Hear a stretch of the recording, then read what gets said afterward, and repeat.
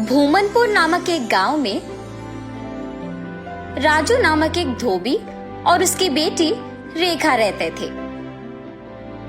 हर रोज वो दोनों गांव के लोगों के कपड़े को धोने नदी के किनारे जाते थे।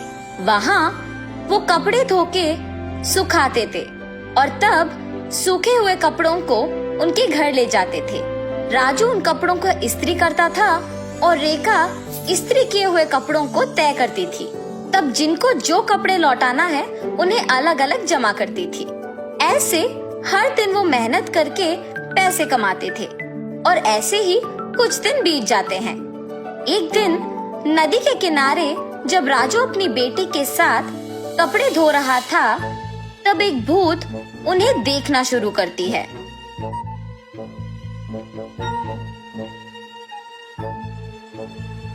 न जाने मैं कब ऐसे कपड़े पहनूंगी। ऐसे उन कपड़ों के पास जाकर उन्हें पकड़ने की कोशिश करती है, लेकिन उन्हें पकड़ नहीं पाती है। तब क्या मैं इस कारण इन कपड़ों को पकड़ नहीं पा रही हूँ कि मैं एक भूत हूँ? ऐसे सोचकर राजू की बेटी रेखा की ओर देखती है। बिना कुछ सोचे समझे उसके अंदर घुस जाती है। घुसने के तुरंत बाद लाल लहंगा और जैकेट मौजूद जगह को भाग के जाती है और हाथों में कपड़ों को पकड़ के बहुत खुश हो जाती है।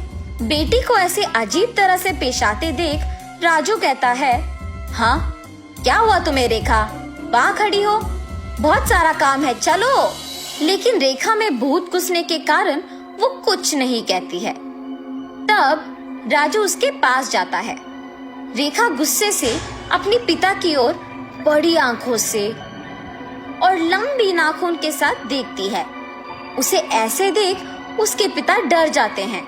पापा, मुझे ये अच्छा लगा है और मैं यही पहनूंगी, ऐसे कह के वहाँ से चली जाती है। रेखा को ऐसे देख उसके पिता डर डर के घर धीरे से सारे कपड़े लेके पहुँचते हैं।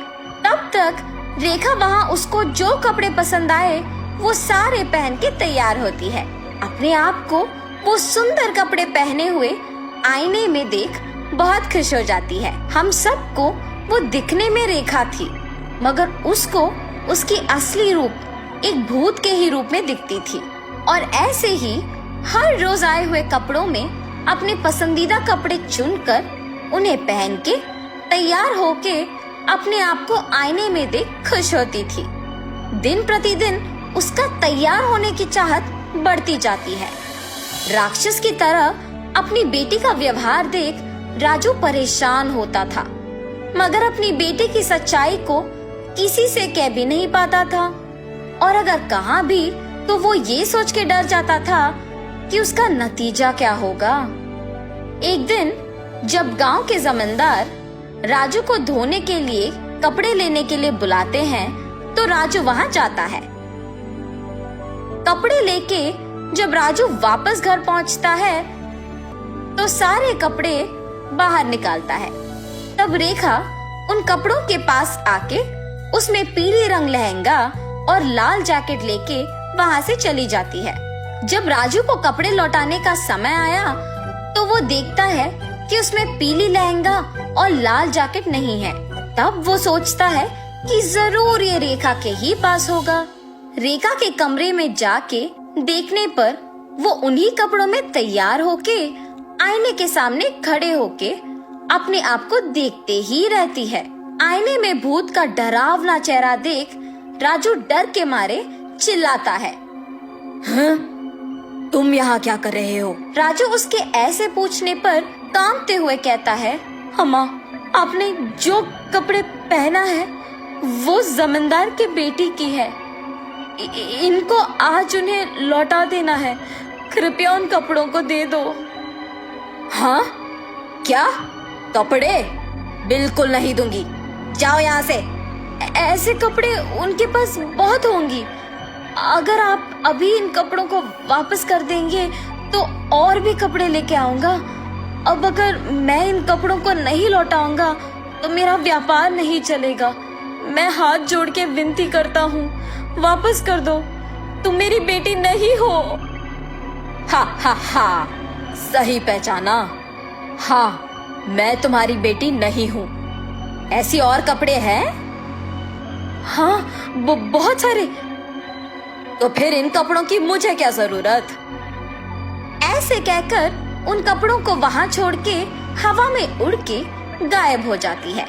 ये जान के जमींदार की बेटी के पास बहुत सारे कपड़े हैं, वो सीधा उनके ही घर पहुंच जाती है। अच्छे कपड़ों के लिए सारे कमरे छान मारती है। उस घर में मौजूद जमींदार के परिवार वासियों को राजू की बेटी का व्यवहार कुछ समझ में नहीं आता है। जमींदार की बेटी अपने पिता को बुला के कहती है, पापा पापा, राजू की बेटी रेखा बहुत अजीब तरह से पेश आ रही है। ऐसे कहते ही वो वहाँ जाकर कहता है, ए लड़की, क्या कर रही हो? पागल हो गई हो क्या? जमींदार के ऐसे कहने पर क्रोधित होके रेखा जोर से चिल्लाते हुए अलमारी को उठा के उन पर फेंक देती है। सभी डर जाते हैं और जो कुछ भी वो मांगती है उसके सामने रख देते हैं। रंग बिरंगी कपड़े, जेवर, चूड़ियाँ, सब। हाँ, आओ आओ, मुझे तैयार करते हुए मेरी सेवा करो, आओ। सभी डर के मारे उसके आदेश का पालन करते हैं। उसे तैयार करके उसके सामने ही एक बड़ा आईना भी रखते हैं और सभी उसके पास नीचे बैठ जाते हैं। तभी उसके पिता राजू कपड़ों के साथ जमींदार के घर पहुंचता है। राजू को देख जमींदार गुस्सा होके उस पे चिल्लाने लगता है। वो देख रेखा उसकी शक्तियों का उपयोग करके जमींदार को नीचे गिराती है। क्रोध में पागल होकर सारा सामान जोर जोर से नीचे गिराती रहती है। वहाँ मौजूद सभी को एकदम डरा देती है। एक स्वामी जी ये सब नहीं देख पाते हैं और जमींदार के घर पहुँच जाते हैं। सीधा रेखा के पास जाकर उस पे गंगा जल डालते हैं। कुछ मंत्रों का प्रयोग करके रेखा से उस भूत को बाहर लाके उसे एक बोतल में बंद कर देते हैं।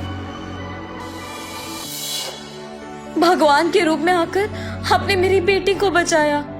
उस स्वामी जी का धन्यवाद करके जमींदार से भी माफी मांगकर वहाँ से चले जाता है।